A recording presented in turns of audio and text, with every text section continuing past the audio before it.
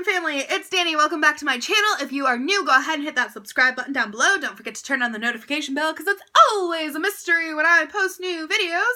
And if you're not already following me, go follow me on Instagram at Danny's Book Corner 2018. I post way more consistently on there than I do on here. So please go do that. So May wrap up. That's what this video is. You can probably tell by the title. I have to be honest, May is a crazy time of month for me. If you guys have watched my channel before, you know I'm a dance teacher. And if any of you are in the production world, like you do theater, you do dance, you do anything like that, you know production time, like the month beforehand, is just, like your brain is just blown. You don't know what to do. People are running everywhere. Costumes are flying at you. Props are being destroyed. It's just that time of year, guys. It's just that time of year. So I have not had a ton of time to read. However, I did get through 5 books. That's actually pretty good for me. Last May, somehow I made it through 9 books, and I think it's because I didn't have any props in my dances. I really think the props, and making the props, and donating my time to the props, it affected me. I don't know. Almost all my dances have props this year. I don't know why I did this to myself. I really don't. I just really had big visions, and I now have big props from my big visions. So I've been doing a lot of stuff with props. I've been doing a lot of touching up costumes, adding rhinestones to things, getting my costumes together because I still perform. This is actually going to be my last year performing, kind of. So at my studio, adults and teachers are welcome to join the student dances and certain student dances. But also we have adult classes, so if you don't want to be in student dances, you can do adult classes. I did actually pull my solo this year, so I'm not doing a solo, so you won't have a solo video from me because I just got too overwhelmed with everything, and I've been having a lot of health issues. I think I've talked about this a little bit, but I've had a lot of back problems. I've had knee surgery in the past, and that's really been flaring up a lot lately. Just a lot of health issues going on that I was like, you know what, I don't need an extra dance. I'm still in 5 because I did decide to do some of my student dances.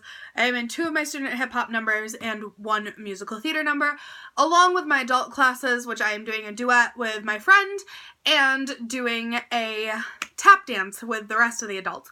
So it is a lot.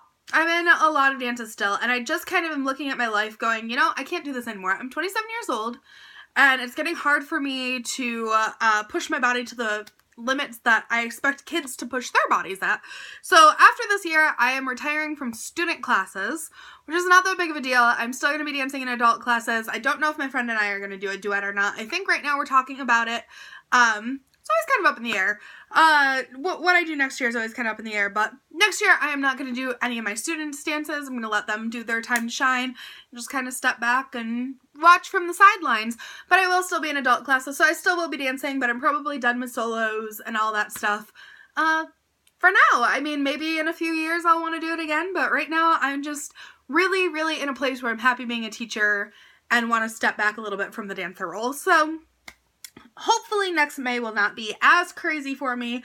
Apparently last May wasn't as crazy for me, but this May was. We've got recital in 2 weeks, so that's my dance life update. Now, let's talk about my May wrap-up. So, the very first book I read in May was The Curious Incident of the Dog in the Nighttime by Mark Hayden, or Haddon, I don't know how you say that. This was recommended actually from a friend from dance, who's in the adult ballet class with me. And I gave this book 3 out of 5 stars. I have my cheat sheet over here to know what I rated the books. So that's why I'm looking over here. I gave this book 3 out of 5 stars. I thought this book was really good. It was a very accurate portrayal of a person with autism who is more adolescence, young adult age. A lot of books that I read about people with autism are about children with autism. So this is a very interesting perspective, especially because it took place from his perspective.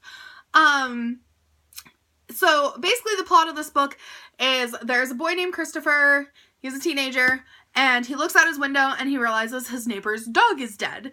So he takes it upon himself to start investigating what happened to the dog, despite the fact that his father was like, don't go investigating. And through investigating, he finds all these family secrets. So it is a really interesting book. I did only give it 3 out of 5 stars just because there were parts that I felt were like a little dull, and then at the end it got really exciting at the end. Like, but the beginning I was like, okay, where's the action, guys? What's happening? But I liked the book. I thought it was a solid 3-star book. I know that it is a play, however, there's a lot of controversy around the play. I did watch the play, and people were laughing at inappropriate times. You know, like hand flapping and repeating and all the stimming is what it's called, that autistic people do. It's really their way of releasing their anxiety and their frustrations, and some of them who are nonverbal or limited verbal, that's their way of communicating. So it was frustrating watching the play. I just watched a play version of it online and hearing the laughter that was happening. And I didn't take this to be a funny book at all. I thought it was a very dramatic, serious book. There was 1 or 2 lines that I got a little chuckle out of, but it wasn't, I took it very seriously, you know, and I think that's just me. I have, obviously, family members who have special needs that I just take that kind of stuff very, very personally and very, very sensitively. So watching the play, I was not a huge fan. But the book itself was very well written and very accurate to what that is like. So. The next book that I read in May, I do not have a copy of because I listened to it as an audiobook, but it is The Funny Thing Is by Ellen DeGeneres. I gave it 3 stars. I have read other Ellen DeGeneres books and thought that they were way funnier. This was one of her earlier books, and while it was funny, I felt like it was just a lot of like stand-up comedy on a page. So basically there's not really a plot line, it's just Ellen, like, talking about things in life and how she feels about them. I do prefer listening to the audiobooks than actually reading her books, because she reads her own audiobooks, so they're really funny, and, like, there's lots of little quips and stuff like that, but overall there's not, like, a plot line, or, like, it's not, like, a memoir or anything like that. It's just kind of, like, a little, like, stand-up comedy on a page. I guess I would classify it as a memoir, but it's not, like, it's, like, humorous, like, not taken seriously. So, I mean, I really like her books. I just felt like this one was, like, the old Ellen before she was, like, the Ellen that I know and the Ellen that I grew up with. This was, like, she wrote it, like, right after her sitcom ended, before her talk show even started. And, like, I know Ellen from her talk show, and that's, like, the Ellen that I have grown up with. So this was just, like, pre-talk show Ellen. So, I don't know. It was okay. It just wasn't, like, my favorite book ever. So, I actually prefer her other book, which I believe is called Seriously, I'm Kidding. Yeah, that one I read last year, and that one was really funny too, and that audiobook was hilarious, so. The next book that I read in May is One of Us is Lying by Karen McManus. This book has been sitting on my bookshelf for almost a year now. I have been dying to read this book. I love the concept of it. Basically what happens is there are 5 students who get detention, all from different cliques, very Breakfast Clubby, and one of them does not walk out alive. So it is up to them to kind of decide who of the 4 of them is the murderer. But the problem is, as the story is going, they realize that they all have connections and all trust each other and stuff like that, that it's hard to pick out who the murderer is. So, it's a very interesting book, a very interesting concept. I gave it 4 out of 5 stars, and honestly, I think it was more of an anger 4 out of 5 stars, because I wasn't, like, a huge fan of the ending. I felt gypped with the ending. I won't give anything away, but basically it just wasn't what I was expecting. So, and it wasn't what I was expecting, like, I didn't solve the mystery right. It was like, it wasn't what I was expecting, and it made me mad that that's what the author did. So it's more like an anger 4-star. Honestly, the writing is pretty good. It's just your typical high school cliquey book, a lot of, like, high school drama in it, but also some really, like, serious stuff in it that I appreciated, so, I don't know. Read at your own pace, I guess. It's not scary, so, like, don't go into it thinking it's scary. It's just kind of one of those, like, high school, like, Clue. Like, it's like Clue. Or, like, Pretty Little Liars. It's like Breakfast Club meets Pretty Little Liars, whodunit, but not quite as creepy as Pretty Little Liars. I guess that's the best way to describe it. One of Us is Lying. So the next book that I read in May is The Magic Misfits by Neil Patrick Harris. I gave this 4 out of 5 stars. I thought this book was wicked cute. Honestly, the only reason I didn't give it 5 out of 5 stars is because I'm an adult, and it's very obviously a children's book, and so some of the plot bothered me a little bit. Like, it was kind of like one of those things where I was like, okay, sure, that would happen in real life, But I mean, for kids, it's great. So basically what happens is there is a boy named, Carter, and he runs away from his uncle, who is a greedy slimeball gambling man. and he stumbles upon a town where there's a carnival going on, and there's this like bad guy who is trying to get him to join the carnival, but he meets this older guy named Dante, and Dante takes him basically under his wing and shows him where his shop is and stuff like that, and he's a magic shop owner. So Carter is very naturally gifted at like sleight of hand and stuff like that, so he kind of gets involved with this magic and realizes that magic can be fun and not just for greedy and not like just for gambling or anything like that. So he meets all these like new friends, and they kind of go take on this evil carnival worker themselves. So it was a good book. I mean, that was probably a really bad description. I don't know. I'm wicked tired. I guess I just can't do descriptions right now. But I thought the book was really cute. Like I said, there's just some parts that I was like, yeah, that would happen. Like, it's definitely got some magical realism elements to it. Like, the magic is supposed to seem like real magic, but they're very much in the real world. I don't know. It was a cute book. I don't have much more to say about it. I think that if you have kids who are like 9-10 years old would really enjoy this book. I think it's got a great plotline, and it is a series, and it's going to continue being a series. I think they said that there would be 4 books, so I believe 2 are out right now, and another one's coming out this year. So, and I mean, it's by Neil Patrick Harris. Who does not love Neil Patrick Harris? He is awesome, so.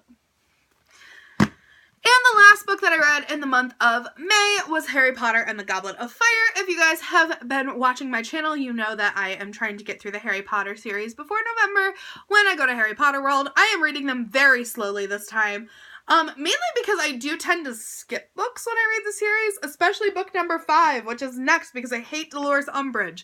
I don't want to read it, but I know it's next. But I have decided I'm not going to read Order of the Phoenix in June, just because I need like to prepare myself for Dolores Umbridge, so I need it during an easier month. But anyway, Goblet of Fire, I feel like I don't have to explain Harry Potter synopsises, but I will. In Harry Potter and the Goblet of Fire, it's Harry Potter's 4th year at Hogwarts School of Witchcraft and Wizardry, and he there's like a Triwizard tournament going on, and his name accidentally gets put into the Goblet of Fire, which spits out his name and makes him a contender in this very dangerous Triwizard tournament. And basically, like, he can tell that somebody in this thing is out to get him, but he can't tell how, so he's just kind of playing the game and doing fairly well in it, and then, well, at the end, stuff happens. I feel like everybody knows what happens. Like, if you don't know what happens in Harry Potter, then I guess you just don't care about Harry Potter, and I don't know if we could be friends, but whatever.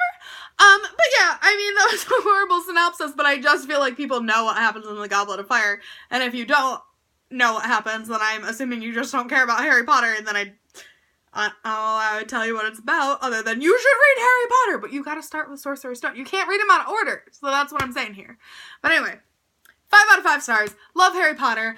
Anything Harry Potter is by J.K. Rowling, obviously. But anything Harry Potter is 5 out of 5 stars to me. There's not really a Harry Potter book that I hate, so. And this one, honestly, I think is probably my favorite of the entire series, just because it starts getting dark and creepy. I actually read it before bed last night and then had wicked bad nightmares, which I'm like, I very rarely have Harry Potter related nightmares, but apparently that was what was going to happen last night. So, anyway, so that is my May wrap up. Today is the 1st of June, so that means I get to start my June reading today. I have a TBR of about 10 books for June because I am doing my reading group again that I do online, which is kind of like a reading challenge thing that I do with a bunch of different people online. And I do know that I get 2 weeks off in June. So my goal is to read the 10, maybe 11, 12 would be nice too. I don't know. But I am definitely hoping to double my number of books to read this month. I do know that I have recital stuff going on until June 15th, but after June 15th, I have nothing until the 2nd week of July, because that is when my studio opens for summer. So I get a nice little summer break myself where I can just read that I'm really excited for. So anyway, I know that I babbled a lot in this video and I didn't super make sense. I'm really tired. I've been up since 5 o'clock in the morning because my upstairs neighbors decided that that would be a good time to start moving out. So all I heard all morning was thump, thump, thump, thump, thump, down the stairs, thump, thump, thump, thump, thump, up the stairs, thump, thump, thump, thump, thump. So you guys know how it goes. Apartment life, man. It's hard work, but I'm gonna go take a nap, so I hope you guys enjoyed this video. If this is your first time watching, I promise I'm more together than this. I'm just really, really tired. But I wanted to get this done because it's already the 1st of June and I'm ready to move on to my June reads. So if you guys liked this video, even if you didn't, give me a thumbs up because, well, it's just nice to do. Giving thumbs down is a sad choice. Don't make sad choices, guys. It's very bad. Don't do that. But yeah, anyway, hope you guys enjoyed this video and see you next time.